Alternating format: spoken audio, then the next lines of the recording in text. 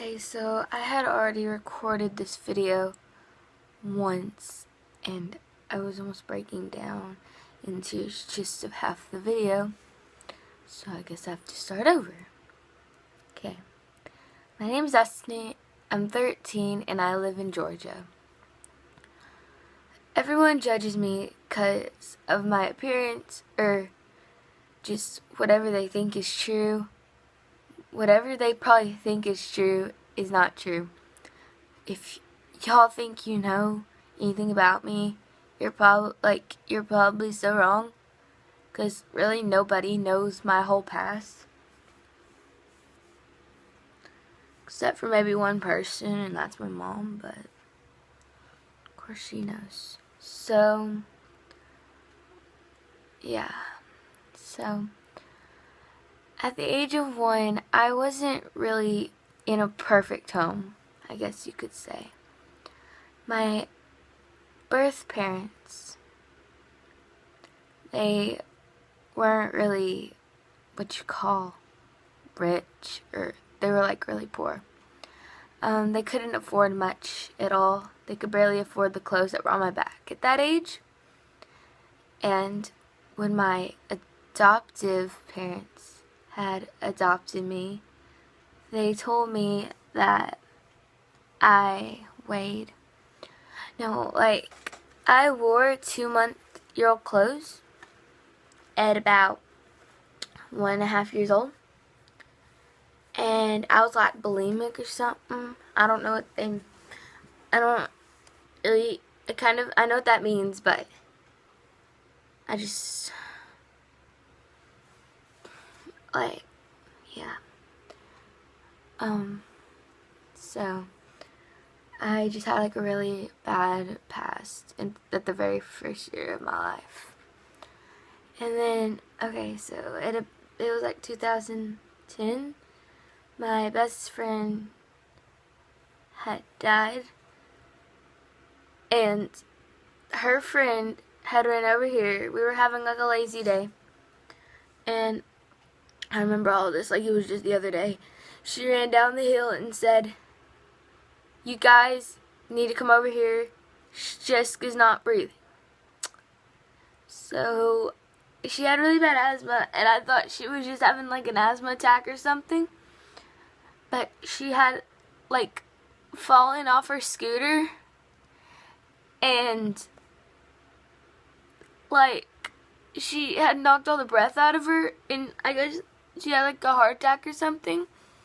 But whenever the ambulance that came and got her, she went into cardiac arrest, and then they had her on life support, and they weren't gonna leave her on that because they said that if she was on that, then she would just be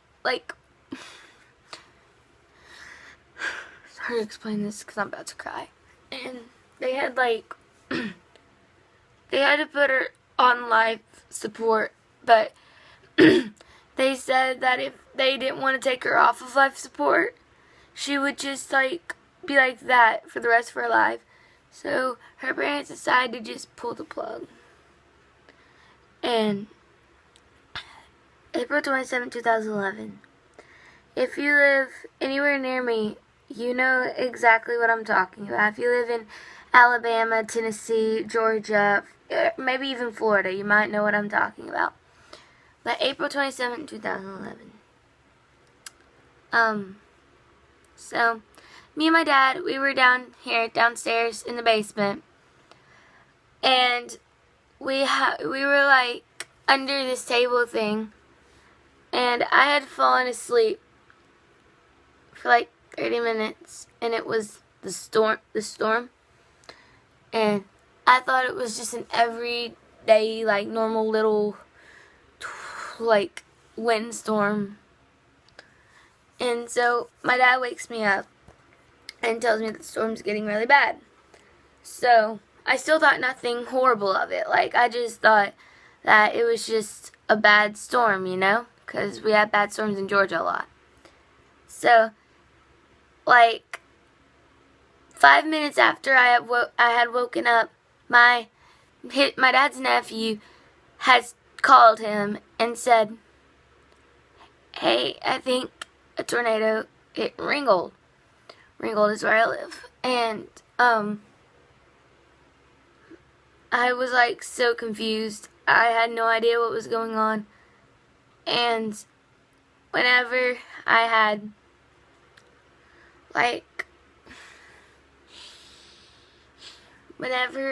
gone to I had asked my dad what was wrong, and he didn't even know what was going on, and he was like, I think Jack's dead, which is my grandpa. So then he hangs up on him, and my Uncle Tim starts trying to call us, and he lives like really close to them. He lives like a road away from him, and he had called my dad and said that he had found my grandpa, and he was under all this rubbish, and he was dead. And I was like in an emotional shock. I couldn't breathe. My head was shaking. Like, my head was spinning.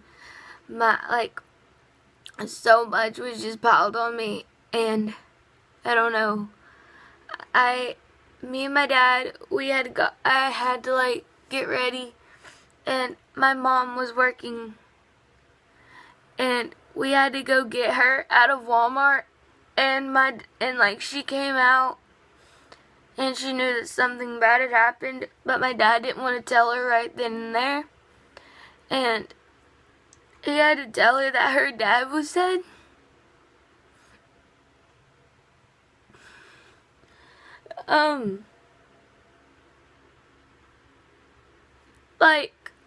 We had to she was like, I can't explain how upset we all were. I can't even, And then my aunt, her leg was like right here, the whole calf right here had gotten torn off completely. And my little baby cousin Ryder, he was only 4 months at this time, and my cousin Tyler we found him, my cousin Tyler found him under a bunch of bricks, and they had to take him to the hospital, and his brain was bleeding, and they had to put a shunt in his head, and a feeding tube, and all this crap, and he had to go through numerous surgeries, both Veronica and Ryder did, and everyone else, my grandma, she had to go into the hospital for months. Everyone had to go into the hospital for almost a year. I'm not even joking. And I just don't know how to explain it. So then my life had just went downhill from there. So in 5th grade, I always tried to act like I tried to make friends a lot, but I don't know what I did. Try to make friends, because obviously it didn't work, because I got bullied a lot in 5th grade, but I was only 11, 10. I didn't really care at that moment, because I thought that it would just stop. So when I got in 6th grade, there was 5 different schools that went together, so I was like, hey, I'll probably make some friends. So on the first week, I made a lot of good friends, and I was like, good, this is working out for me. But guess what? No. I had gym class with one of the popular girls, and we were running, and we were playing tag, and I had accidentally touched her boob, and I didn't mean to. So then she went and told everyone that I was lesbian, and that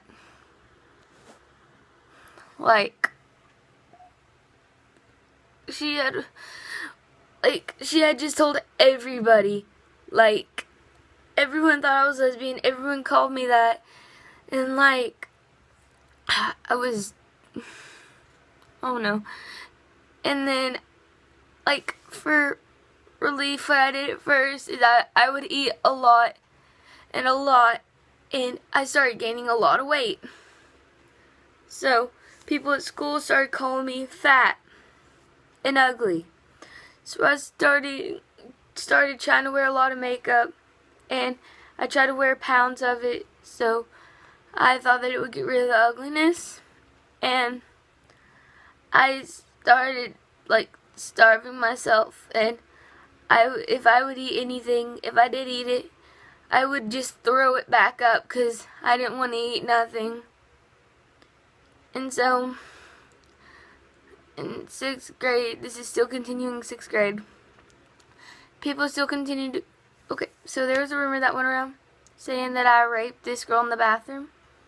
And there was another rumor that my ex had started saying that while we were dating, I had sex with a 48-year-old man and got pregnant from him. And people would come up to me and they would be like, "When's the baby due? Did you really get pregnant from a 48-year-old man? Did you really have sex with him? Did you really do this? Did you really do that?" And I was upset about it. I couldn't take it anymore. Every night I cried myself to sleep. I had so much pain built up inside of me. I don't know, like, when I did wrong to anybody, it was just an accident.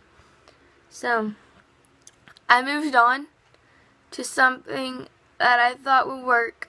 I was watching this girl's video, and she was talking about how she self-harmed. So, that was the very first time I just made a little scratch at first. I think it was like with the bobby pin or something. So then it got, like, I started scratching more and more until I would draw blood. So then I went into my mom's cabinet and I had grabbed the sharpest razor she had in there. And I had cut along my wrists everywhere. So I had found a new addiction. I used to do that every day, every morning, every night. And it wasn't just my wrists. It was my wrists, shoulders, thighs, back, neck. I did it on the back of my legs, everywhere. And then I had told my best friend that I was cutting and stuff. So, you guess what she goes and do? She goes and tells the guidance counselor. So then my mom and dad finds out about it. And I had to go to, like, this rehab place. But, like, I wasn't admitted, but they had, like, actually considered taking me to rehab. And I didn't want help. I wanted to just do things on my own. I wanted to get through it myself. But I knew that if I continued going in the direction that I was going into, I would have never survived that. Every moment of the day, I thought about suicide. I started listening to, like, hardcore rock bands. I started wearing really thick makeup. I started doing all this. I wanted to get